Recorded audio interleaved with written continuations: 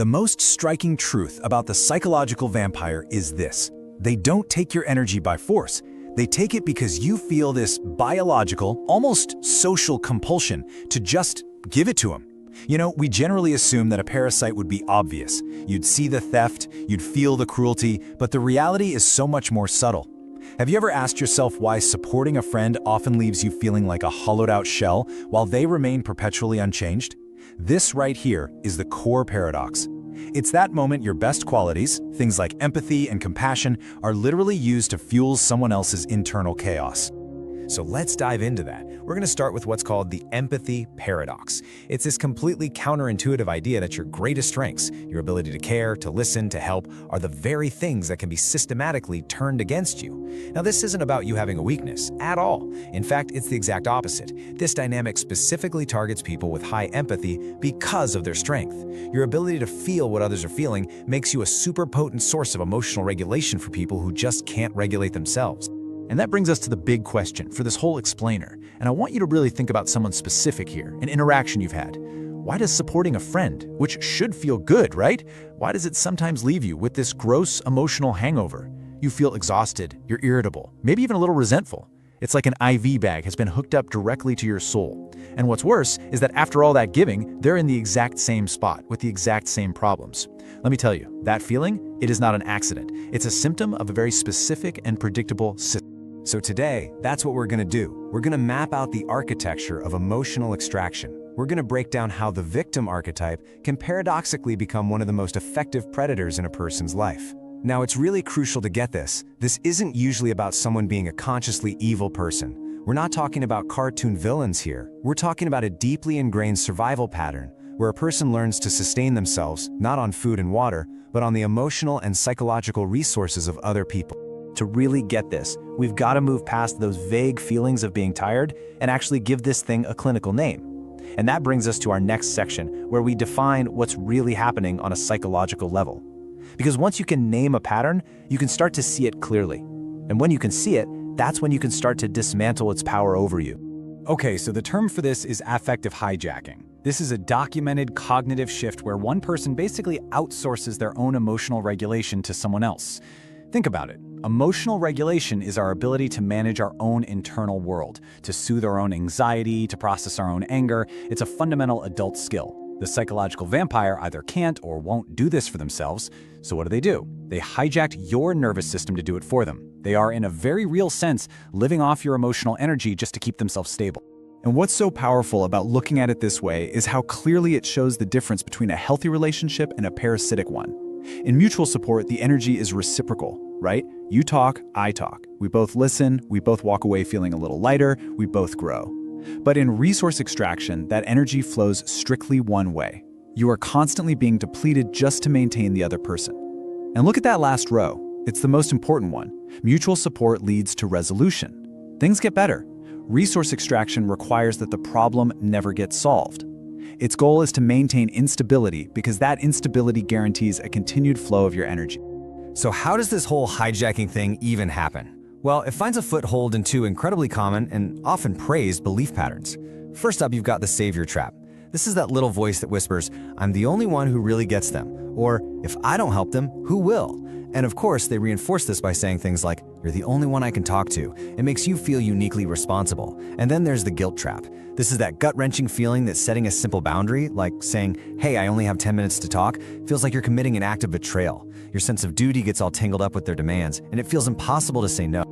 Okay, let's move on and see how these vulnerabilities get exploited in a super predictable cycle. This isn't just random chaos. The interactions that leave you feeling so drained, they actually follow a repeatable three-part mechanism of control. It's a script they run over and over again. And today, we're going to hand you the playbook. And trust me, once you see this pattern, you can't unsee it. This is it, the systematic pattern of emotional harvesting. It kicks off of step 1, the crisis hook. This is the late-night text, the frantic call. It's always framed as some urgent drama that needs your immediate attention, pulling you right out of your own life and into theirs. Then comes step 2, the emotional dumping. This isn't sharing, it's offloading. They flood you with their unprocessed anxiety, their panic, their despair. You literally become the container for all the feelings they don't want to hold. And you can feel it in your body as your own heart rate starts to climb to match theirs. And then, and this is the most important part, comes step 3. Step 3 is the rejection of solutions, and its main weapon is something called the yes but maneuver. Oh, you've been here.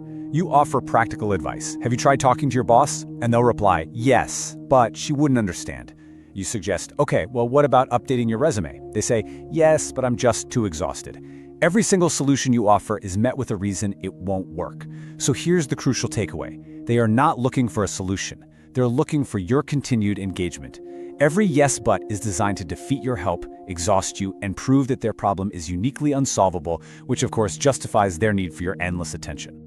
Over time, this constant cycle does something really insidious. It weaponizes your own biology against you. Your brain is hardwired with mirror neurons to respond when people you care about are in distress. By constantly ringing that alarm bell, the cycle creates a state of compassion fatigue.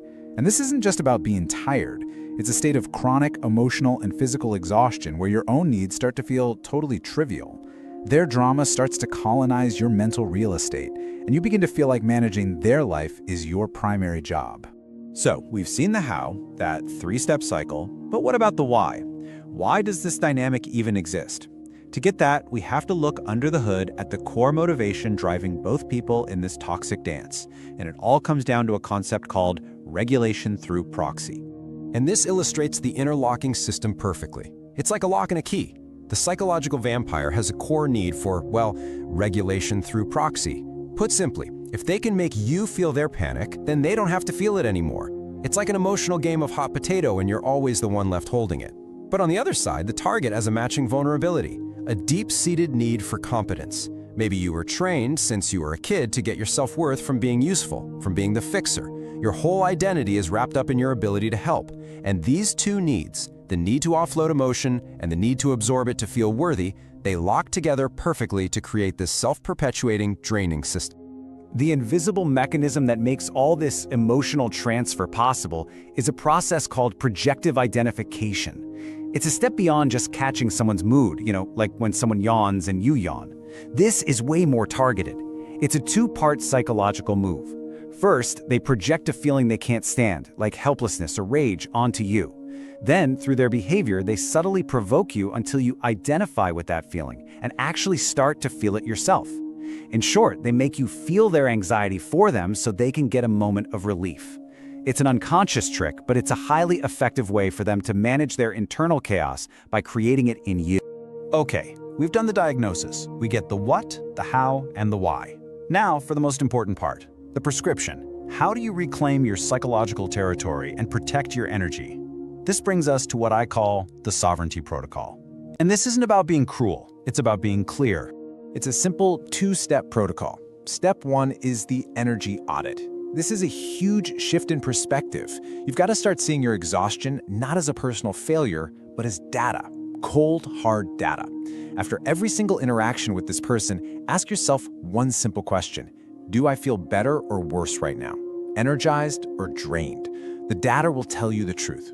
Step 2 is emotional decoupling. This is where you change your behavior. You can still offer empathy, saying something like, wow, that sounds really difficult, but you have to stop offering solutions. You listen, but you do not fix. You detach from the outcome.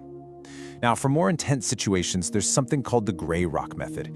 You basically make your responses as boring and uninteresting as a gray rock.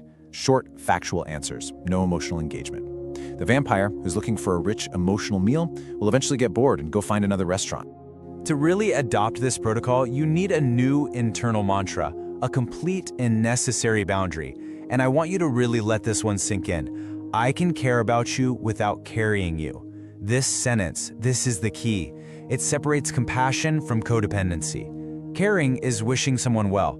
Carrying is taking on their emotional baggage as if it's yours. You can wish someone well from the safety of the shore. You don't have to dive into the rapids and drown with them. And let's be crystal clear on this point. You are not required to save someone who is using their pain as a leash. This requires a powerful reframe in your own mind. You have to shift from seeing yourself as a rescuer to seeing yourself as an enabler.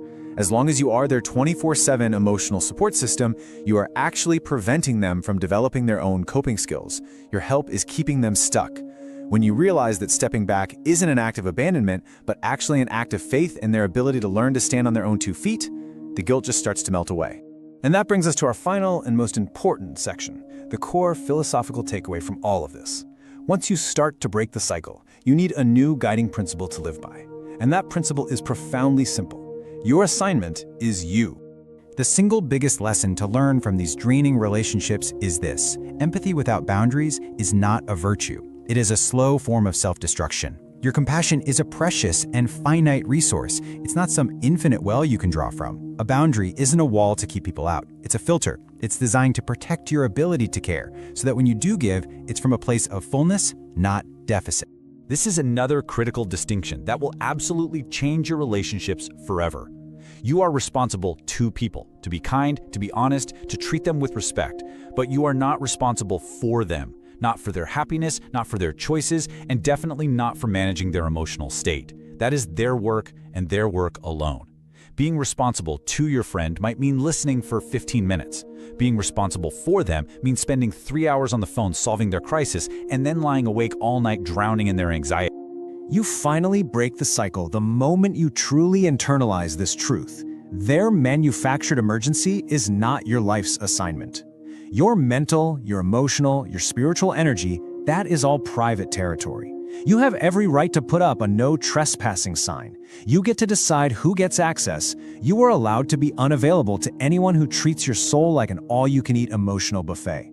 Protecting your energy isn't selfish. It is a profound act of self-respect. And we'll end on this. This is the ultimate takeaway. The image I really want to leave you with. You cannot light yourself on fire to keep someone else warm. It's a futile act. It just doesn't work. All it guarantees is that in the end, 2 people are left in the cold and the dark. Your first and most important responsibility is to tend to your own flame. Only then can you offer genuine, sustainable light and warmth to the world, without burning yourself out in the process.